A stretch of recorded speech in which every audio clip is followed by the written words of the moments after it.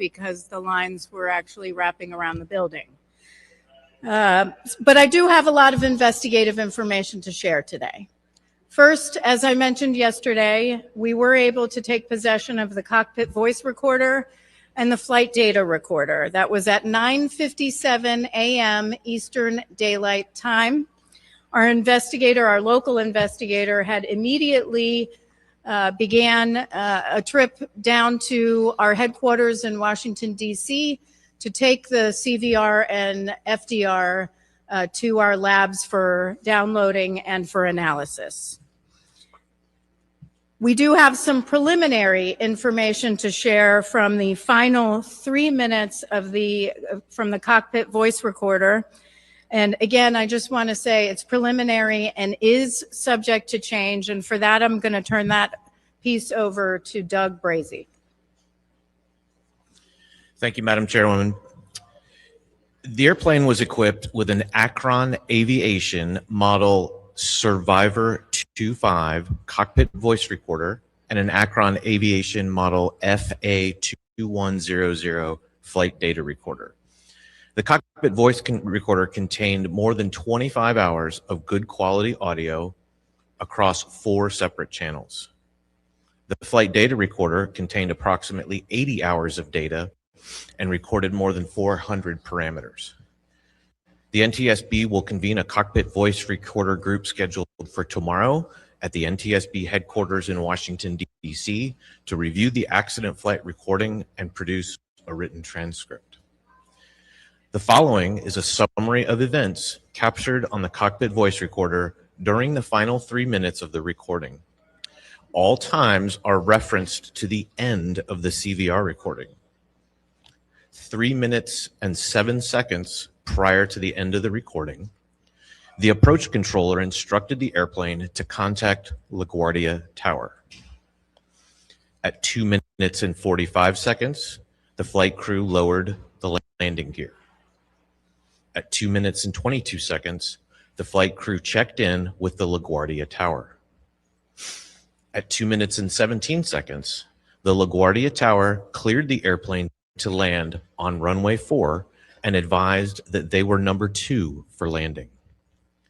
At time 1 minute and 52 seconds, the flight crew set the flaps to 30 degrees. At 1 minute and 33 seconds, the flight crew set the flaps to 45 degrees.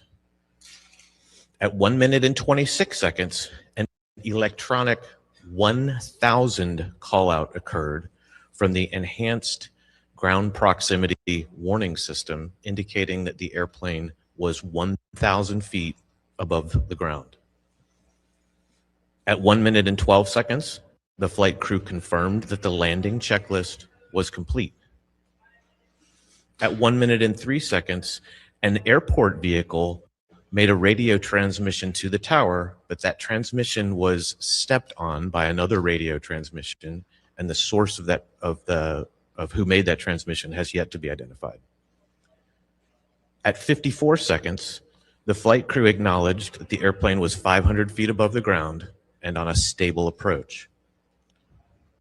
At 40 seconds, the LaGuardia Tower asked which vehicle needed to cross a runway. At 28 seconds, Truck 1 made a radio transmission to the tower. At 26 seconds, the tower acknowledged that radio transmission.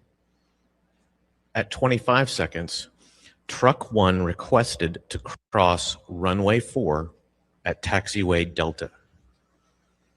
At 20 seconds, the tower cleared Truck 1 and company to cross runway 4 at taxiway Delta. At 19 seconds, an electronic 100 enhanced ground proximity warning system callout occurred. At 17 seconds, Truck 1 read back the runway crossing clearance. At 14 seconds, an electronic 50 callout. At 12 seconds, an electronic 30 callout. And at that same time, the tower instructed a Frontier Airlines flight to hold position. At 11 seconds, an electronic 20 call out occurred.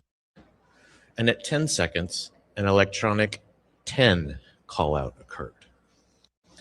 At 9 seconds, the tower instructed truck 1 to stop. At 8 seconds, there was a sound consistent with the airplane's landing gear touching down on the runway. At 6 seconds, there was a pilot transfer of controls from one pilot to the other. And at 4 seconds, the tower again instructed truck 1 to stop. At 0 seconds, the recording ended. Thank you, Madam Chairwoman. Mr. Brazy had mentioned that 6 seconds before the end of the recording, the pilot transferred controls. We do know that the first officer was flying and transferred control to the captain. With respect to aircraft rescue and firefighting operations, we will be developing a timeline of events. We do know that they were responding to a United Airlines flight 2384 at the gate, which had 2 aborted takeoffs, and the ARF, or the Aircraft Rescue and Firefighters, had received information that there were fumes or a smoke or some sort of smell in the cabin, so they were en route to address that. Truck 1, which Mr. Brazy had mentioned, had collided with the aircraft. We do know that there were other vehicles behind Truck 1, which did not begin to cross the runway. We have seen varying information about how many vehicles, so we need to verify that information, and we'll provide it at a later time. Truck 1, however, did not have a transponder.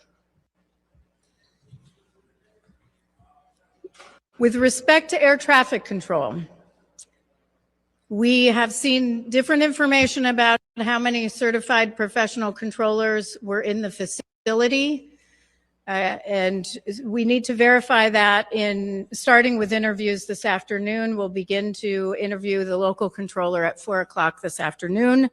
We do have logs, but there's also conflicting information, including dates and times on the logs. So now we have to go through that and rectify some of those inconsistencies. We do, however, know that there were 2 people in the cab, 2 people in the tower cab at the time of collision: the local controller and the controller in charge. Again, local controller and controller in charge. For those who may be watching and aren't familiar with aviation, the local controller manages active runways and the immediate airspace surrounding the airport. That local controller had signed on at 10:45, and the shift would have ended at 6:45 a.m. That doesn't mean that he was in position at 10:45, but that he had just signed in at 10:45 p.m. The controller in charge is responsible for safety of operations, all safety of operations. He had clocked in or signed in at 10:30 p.m. And that shift would have ended at 6:30 a.m. Again, that was signing in at 10:30 p.m. The controller in charge was also doing the duties of the clearance delivery position. The clearance delivery controller provides pilots with their departure clearance. It is not clear who was conducting the duties of the ground controller. We have conflicting information. We have some information saying it was the controller in charge. We have some information saying it was the local controller. The ground controller duties are that they manage all aircraft and vehicle movements on the taxiways, and that generally excludes active runways. So these 2 positions were combined into 2 positions. And what we do know is that that is in the standard operating procedures for LaGuardia. It's for the midnight shift. It's also common practice across the national airspace where you would have 2 controllers in the tower cab during the midnight shift. The midnight shift, as a reminder, is one that we have many times at the NTSB raised concerns about with respect to fatigue. Again, I do not know. We have no indication that was a factor here, but it was have been focused on in past investigations. Now, we also know, as I had mentioned yesterday, that LaGuardia has ASDX. ASDX is a runway safety system which allows air traffic controllers to track surface movement of aircraft and vehicles. Yesterday, I mentioned that we requested from FAA the ASD replay of the event. That is a replay of the display of information that would have been available in the tower cab. We also asked the tech center for the analysis of ASD. Their analysis shows that the ASDX system did not alert. The analysis, and I'm going to quote the analysis here. I will repeat it a second time. ASDX did not generate an alert due to the close proximity of vehicles merging and unmerging near the runway, resulting in the inability to create a track of high confidence. Again, the analysis is, quote, ASDX did not generate an alert due to the close proximity of vehicles merging and unmerging near the runway, resulting in the inability to create a track of high confidence. Now, I saw the replay, and there were 2 targets, so radar, because there's no transponder, you have radar. So 2 targets with radar returns on taxiway Delta. What it looks like on a replay are 2 blobs on taxiway Delta. We also don't see any of them go in front of the plane on the runway. We do also know from the replay that the runway status lights were functioning according to the replay, and but we still have to verify that with tech ops from the FAA.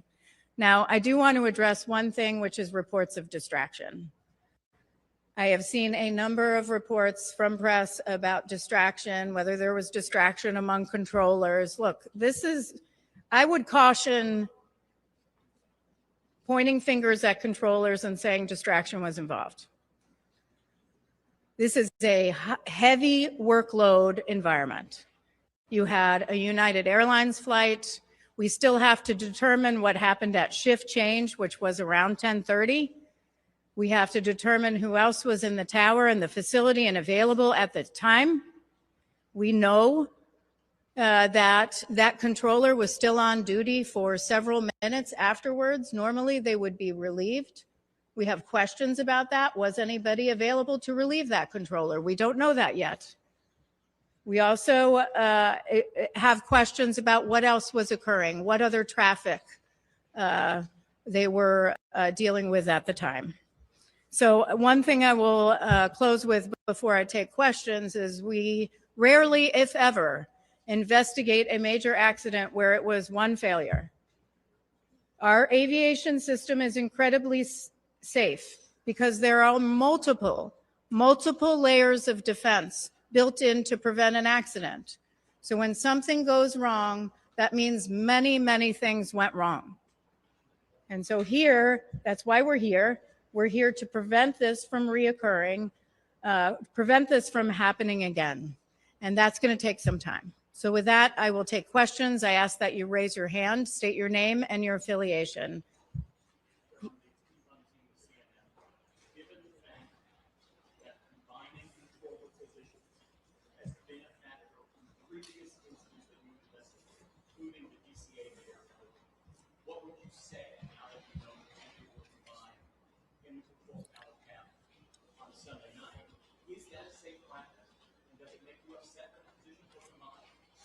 So there's a little bit of a difference in the question is on combining positions, because we saw the combining of positions in the mid-air collision that occurred near Ronald Reagan Washington National Airport about a year ago. Our understanding right now, and again, this is preliminary and subject to change. Our understanding is that in the DCA midair, there were procedures followed, a list like traffic volume, staffing available, training, workload that was considered in order to combine positions like the helicopter position and the local control position in DCA. In this situation for the midnight shift, it is standard operating procedure that they only have two on duty, and those two perform the duties of other controllers. That is our understanding right now. However, we're going to further dig into that as part of our investigation. Certainly, I can tell you that our air traffic control team has stated this is a problem, that this is a concern for them for years, that they have had this concern for quite a long time. I can understand it's a concern, especially if there's a heavy workload.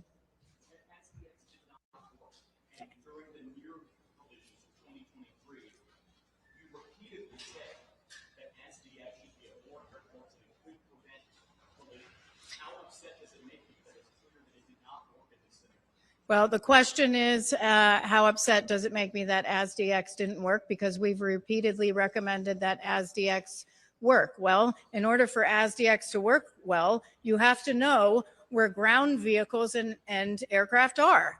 So in this case, that vehicle did not have a transponder. And it would have been helpful when you have a radar, radar target.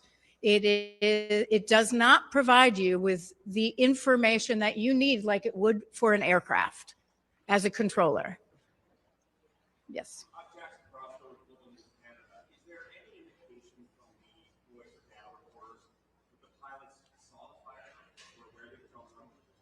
Is there any indication from the CVR that the pilots saw the fire truck on the runway? I don't have information at this time on that. However, we are doing further analysis on our cockpit voice recorder. We have a group that we have formed that will analyze the CVR. And part of when they analyze is they will talk in the group about what they're hearing, what they've heard, any sort of background noises, and we'll provide a transcript, and then we'll release that publicly. So we'll know more then.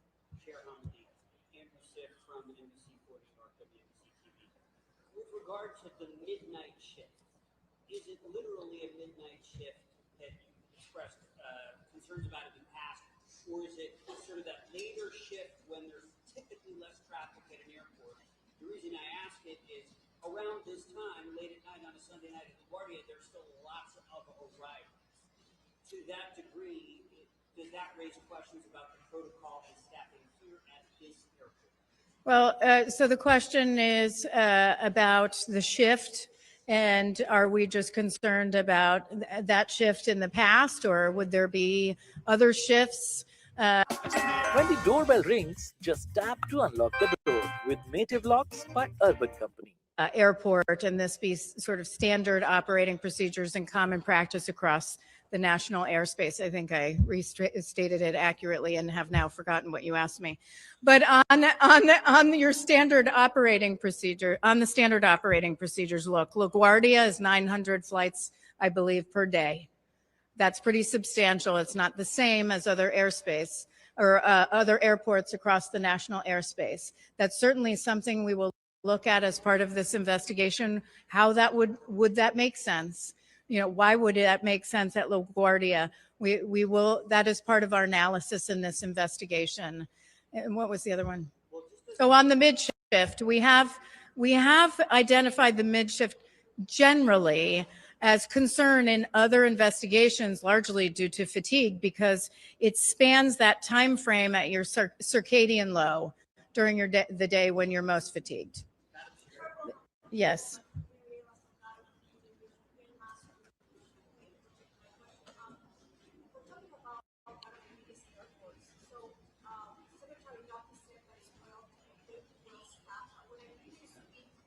of their responsibility, like this agents are happening in the towers. I'm trying to think, do they know that the other person is doing the other responsibility? Is there a moment that they can confuse as to who is doing what, since they're doing more than one responsibility at a time? Do we know both were trying to help the same emergencies, whether it was the foods or the runway? The question was, could there potentially be confusion among the two controllers of who's having what discussion, and could it be that they were both having the same communications, or different communications, or conflicting information communications, since they're doing more than one job? I can't answer that right now, because that's something we have to investigate as part of this accident scenario. Those are the exact types of questions that we'll ask when we interview the controllers, both the two that were in the cab at the time and the other controllers that may have been on duty, either and include previously or after that. One thing I want to do is come back to something that Pete asked about, which is controllers and the information they should have. And as DX in our past recommendations, controllers should have all the information, the tools to do their job. All the information they need. We've recommended ASDX, but you have to have information on the ground movements, or, you know, whether that's aircraft or vehicles moving on the airport, in taxiways, on runways. They should have all the information. This is 2026. You know, the secretary talks about upgrading our air traffic control system. We have an old air traffic control system. This is why he talks about that. We need to upgrade, but we also need to improve safety across the air. It's not just air traffic control, it's safety all around. Yes.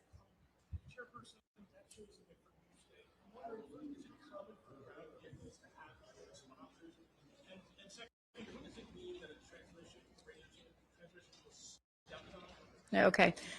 With respect to transponders, the question is it common for ground vehicles to have transponders? I don't have the latest figures on that. I would suggest speaking with the Federal Aviation Administration on that, or you can contact Eric and we'll get back to you on numbers. Should they?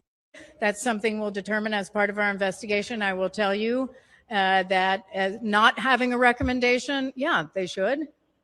Even though we don't have a recommendation, air traffic controllers should know what's in, you know, before them, whether it's on airport surface or in the airspace. They should have that information to ensure safety. Now, that's not an NTSB recommendation, so I want to be clear. But it could be. We don't know.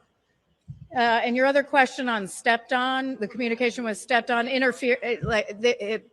it means it may have been a mic key or some sort of interference or interruption of the transmission. Because somebody else on the other, why would that be significant? He was asking the question on what does stepped on mean with respect to communications. That would be significant because that would mean that somebody may not hear the other part of that communication. Yes, sir. No. Oh, go ahead.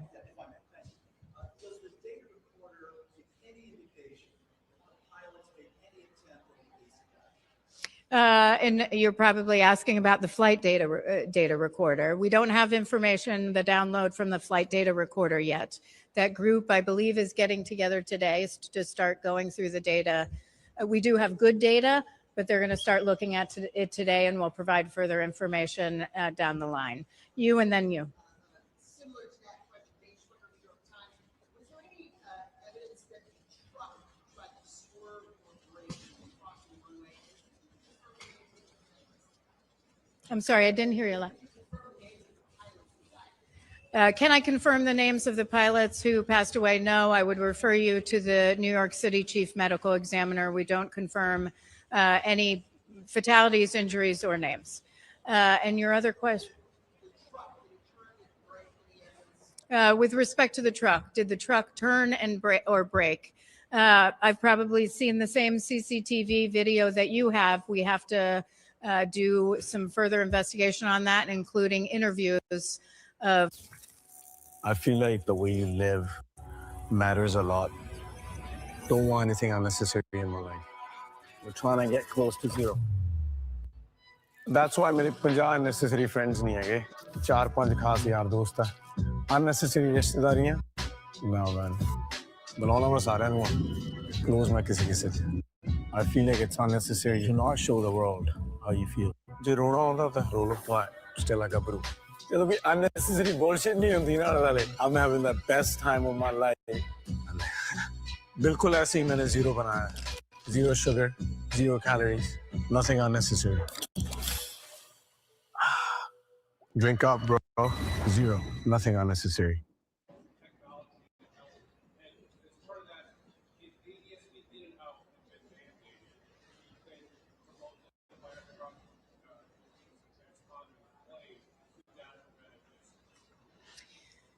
The first question on other technology that would have been available to alert to the controllers, I don't have that to provide at this time. Our investigators have to begin their analysis. Again, this is our first full day on scene, and we're not even through the day, but we will have more information on what types of technology have been available to them. The second question is on whether ADSB in and out would have helped prevent this. I would just caution, and I've heard the discussion on ADSB in and out with respect to this particular collision. It happened very quickly. And we need to match up times. We need to look at visibility with respect to the airplane coming in and look at the movement and visibility of those in the truck. So we can't say at this time whether that would have made a difference or not.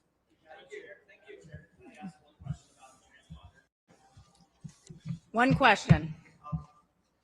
Any indication as to why truck one did not have a transponder when other trucks did? And let me clarify. The question is on transponder on that truck. We have no indication there were transponders on any of the trucks. But there are transponders on other trucks at other airports, across the nation. In this case, they did not have transponders. Thank you. Thank you so much.